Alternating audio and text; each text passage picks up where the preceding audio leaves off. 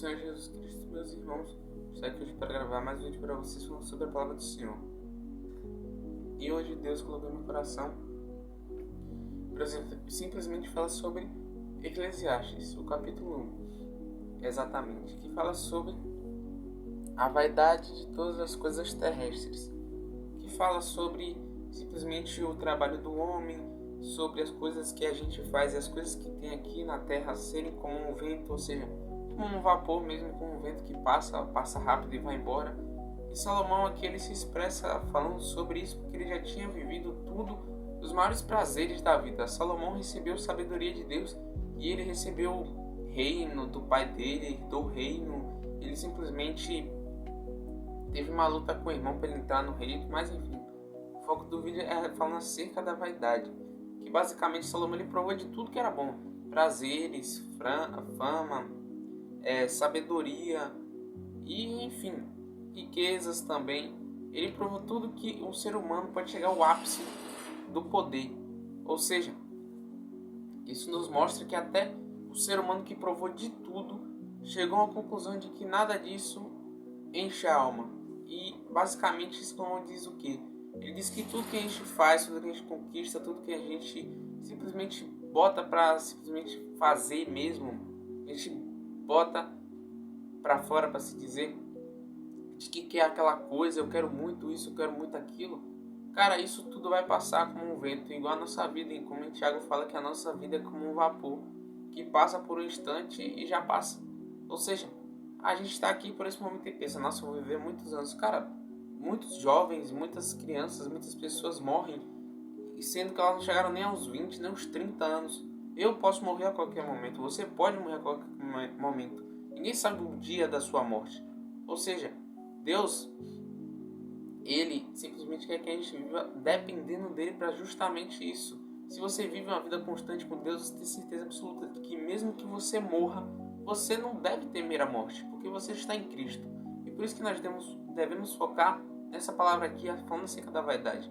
Porque o homem que provou de tudo disse, gente, não adianta você tentar se preencher com tudo isso.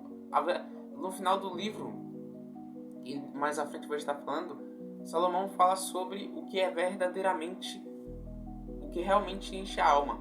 E bom, aqui no versículo, ele fala o seguinte: palavras do pregador, filho de Davi, em Jerusalém, que é Salomão. Ele diz o seguinte: vaidade de vaidades, diz o pregador, vaidade de vaidades, é tudo vaidade. Ou seja, tudo que a gente tem aqui nessa terra, não estou dizendo que Deus criou as coisas que é tudo vaidade. Não, Deus não cria algo que vai ser algo que, não posso dizer, que a gente, na nossa visão, seria a vaidade, seria a gente se gabar, seria a gente se mostrar às pessoas. Mas a vaidade que Salomão está falando aqui é uma vaidade no sentido de as coisas passarem logo, que o significado real seria tipo um sopro. Tudo passa rápido. Tudo é sopro de sopro, tudo passa rápido. É isso que ele quis dizer. Como se fosse algo que passa muito rápido.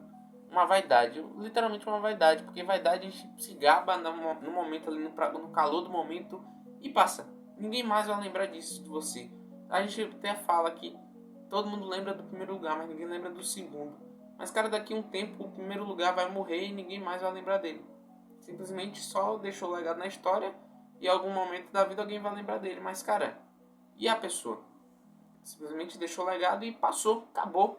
Ou seja, é tudo vaidade, meus irmãos. E por isso que nós temos que focar em Jesus Cristo e não focar nos prazeres da carne. Eu não vou mentir que eu às vezes foco sim nos prazeres da carne, nas coisas que tipo assim, podem até ser não erradas, não podem até ser pecado, mas que podem me aflorar o pecado. Como por exemplo, assistir um vídeo, assistir um anime, jogar um pouco, essas coisas que para a gente passar um tempo, a gente não ficar muito afobado com as coisas do dia a dia, com as obrigações. É bom a gente ter isso, ter um momento de lazer, mas não é para você focar nisso. Eu não vou mentir que muitas vezes eu quis focar nisso, mas eu tenho que reprimir a minha carne, tento reprimir a minha carne com jejum. Porque o jejum é o quê? O jejum é quando você reprime, você mortifica a sua carne e diz não para a carne, sem comida, sem esses prazeres, vou me dedicar a Deus, e diz sim para o Pai. Ou seja, você mortifica a sua carne e exalta o seu espírito, não no sentido de você glorificá-lo, mas no sentido de você levantar o seu espírito para que ele fique forte, para que você se fortaleça no seu dia e fique bem espiritualmente com Deus. Ou seja, é o momento em que você simplesmente só está você e Deus e seu espírito está forte, que você para de olhar para os prazeres da sua carne, para as necessidades da sua carne. Porque comer, beber água, tudo bem, isso é necessidade fisiológica, mas a gente não pode ficar alimentando a carne o tempo todo. Porque, por exemplo, quando você passa por uma aflição, o que te dá vontade de fazer? Te dá vontade de orar? Ou te dá vontade de comer algum doce, alguma coisa para passar essa aflição? Te dá vontade de jogar um pouco, se distrair, assistir algo? Ou seja, nesses momentos, meus irmãos, não recorram a essas coisas que não vão te preencher. E é aí que o ciclo do pecado começa. Quando a gente recorre às fontes erradas para tentar suprimir um vazio na nossa alma. Por quê?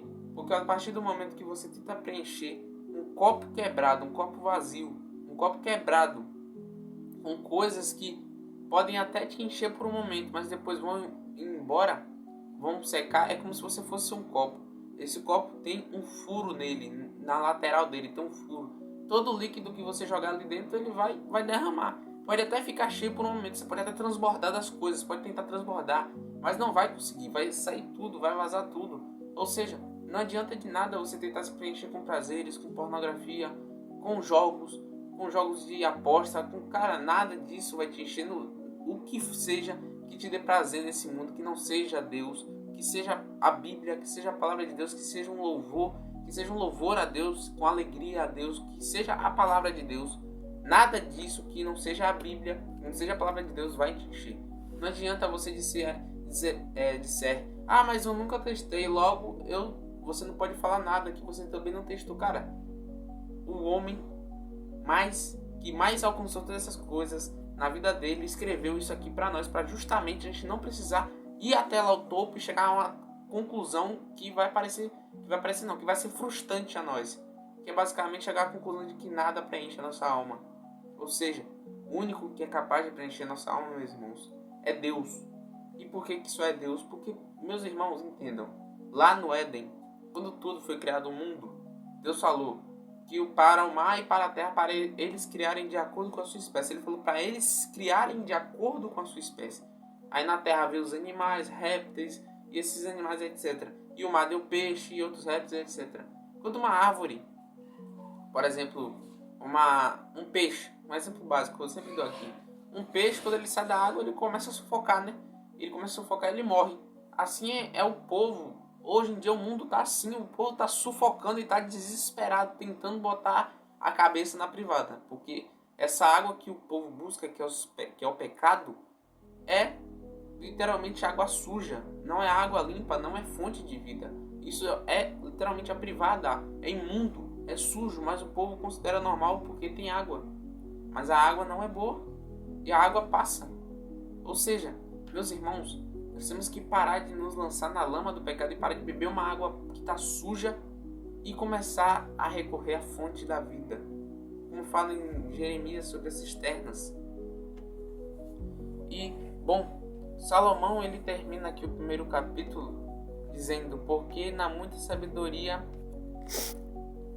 Termina o capítulo não, no versículo 12 ele diz: 13. E apliquei o meu coração a esquadrinhar e a informar-me com sabedoria de tudo quanto sucede debaixo do céu. Aí ele continua falando que essa enfadonha, que aqui diz, é simplesmente essa enfadonha é ocupação deu Deus aos filhos dos homens para nelas os exercitar. Ou seja, tudo isso que a gente busca, sabedoria, ser sábio, aprender, tipo assim, ir para a escola, é para Deus estar nos exercitando, para que conheçamos a Ele. Não é que você vai se preparar para ir conhecer Deus. Desde criança você já pode conhecer Deus.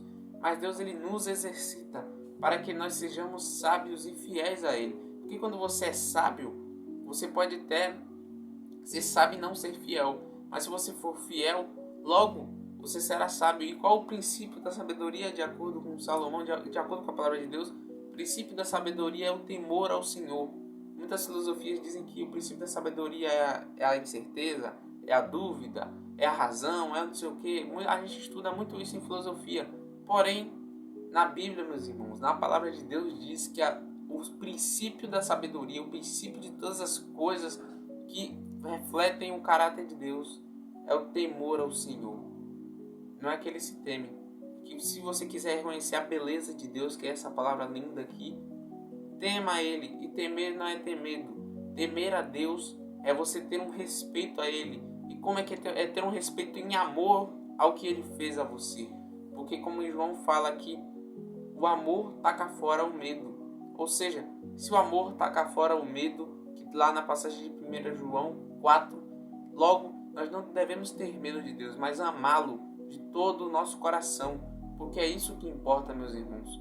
E é isso a palavra que Deus colocou no meu coração. Deus abençoe a sua vida e até o próximo vídeo.